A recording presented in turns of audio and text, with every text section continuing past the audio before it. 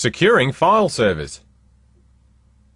So far in these Windows 2008 security videos, we've talked about securing a lot of critical server roles, but equally important are your file servers, which more often than not will be where you store your confidential data that you neither want to risk losing or falling into the wrong hands where it could be used against your company for financial gain or simply to cause your company damage or embarrassment.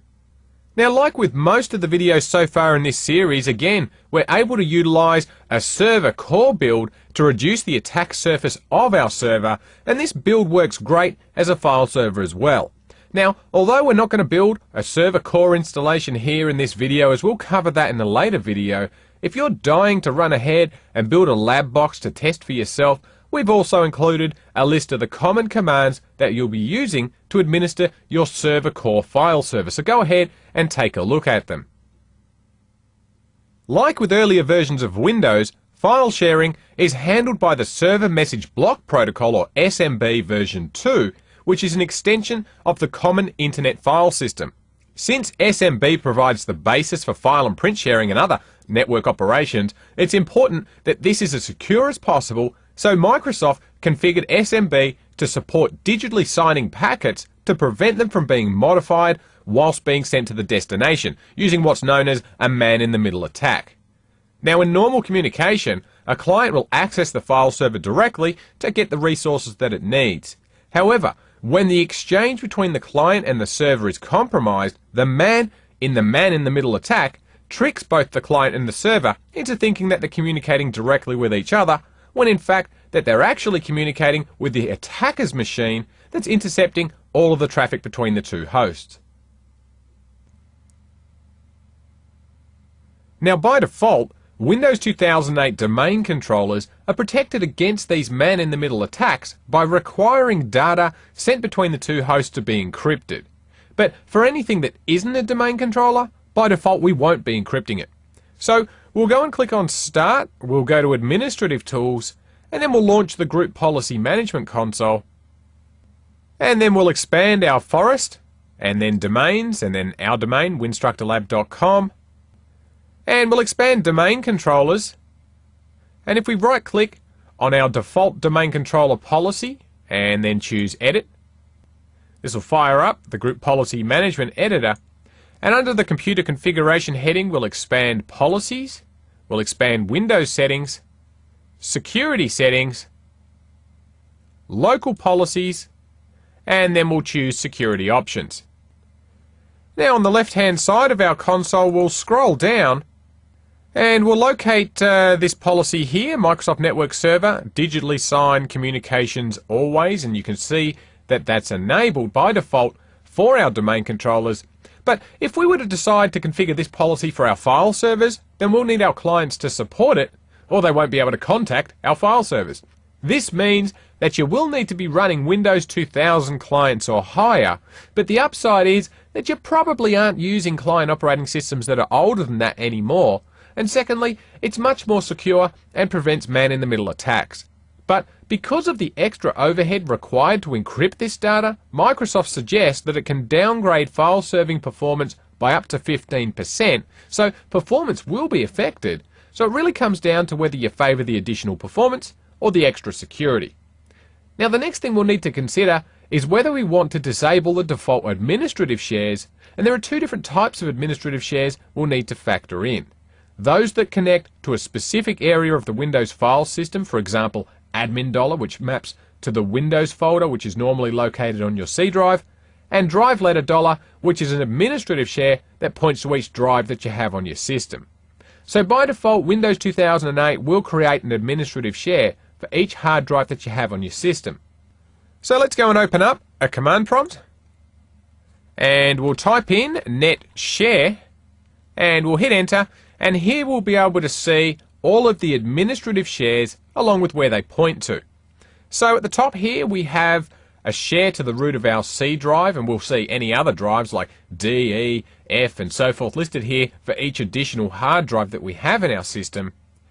The next administrative share, IPC $, is a widely used share for managing named pipes. Now, named pipes are actually bits of memory that are used to handle communication that occurs between two processes. Now, when you connect to another server to perform some sort of administrative task, behind the scenes, Windows actually maps a drive, and this IPC dollar share manages this communication between the two computers. Now, you'll notice here that this one doesn't actually have a folder path like the others, and with this IPC share, you can't actually connect to it like you can with regular folders. Now the next one, admin dollar, is like C dollar in that it's an administrative share, but rather than mapping to the root of a drive, it maps directly to the location where Windows is installed. So if your copy of Windows Server 2008 is installed in the default Windows directory, then that's what admin dollar will map to. But is this a big deal? Well, it could be, especially if your other administrators have a habit of installing Windows in non-default directories, or if you run a bunch of Windows NT servers which by default install to the WinNT directory, mapping to the admin dollar share will always take you to the right place. So it's a good share to have for scripting as well, since that way you don't really have to know if Windows has been installed to a different folder. It doesn't matter. Admin dollar is always going to point you to the right place. Now the next one is net logon, and that's not a hidden share since it doesn't contain the dollar sign at the end, but Windows Server 2008 domain controllers will use this share to replicate system policy and logon scripts to every domain controller in a domain. Now when you make a change to a logon script that's stored in the sysvol folder of a domain controller, these changes are replicated to the sysvol shares of all other domain controllers in the domain.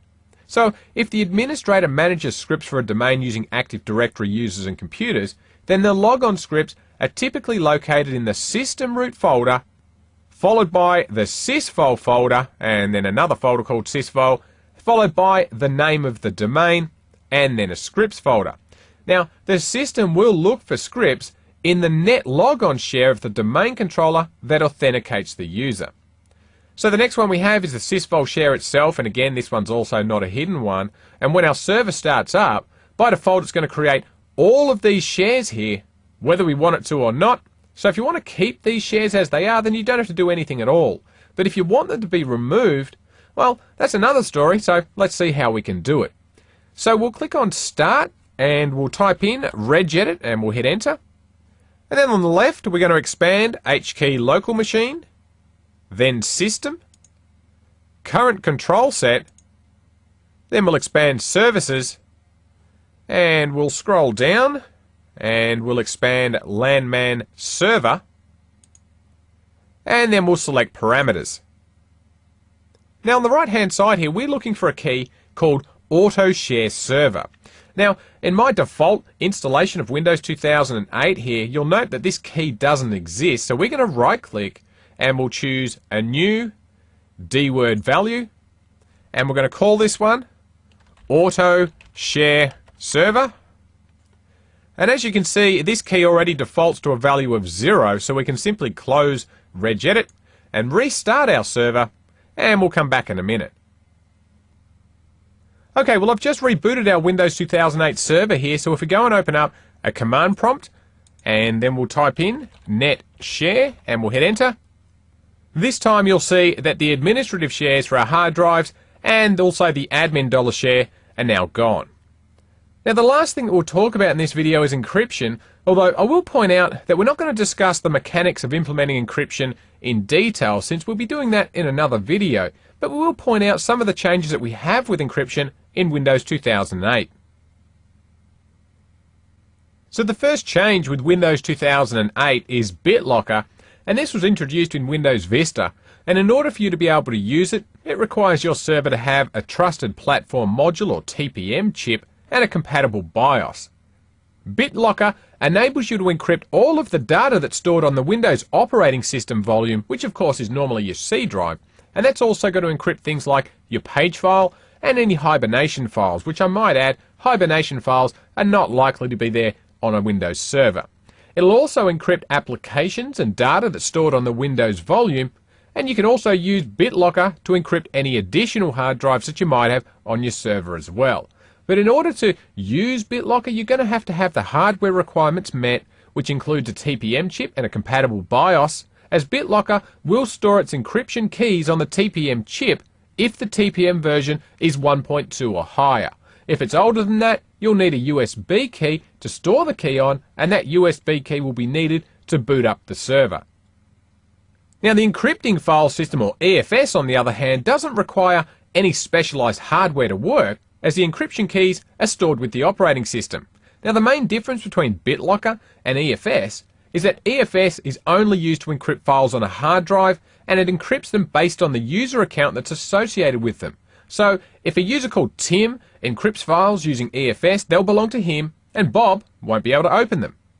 So technically, if an attacker is able to boot your server, it's possible that they could break EFS to get access to your data. So if you're able to use BitLocker as well, you can encrypt the system drive to prevent that system from being booted, or the drive from being accessed at all if it's removed, and then put into another computer. So if you're able to use both, then use both. In this video, we've looked at ways that we can further secure our file servers by implementing SMB signing to digitally sign packets to prevent man-in-the-middle attacks. We also talked about removing the default administrative shares, and finally we discussed encrypting data so that even if it does fall into the wrong hands, it's useless to whoever has it. We hope you've enjoyed this video, and would like to thank you for supporting Winstructor.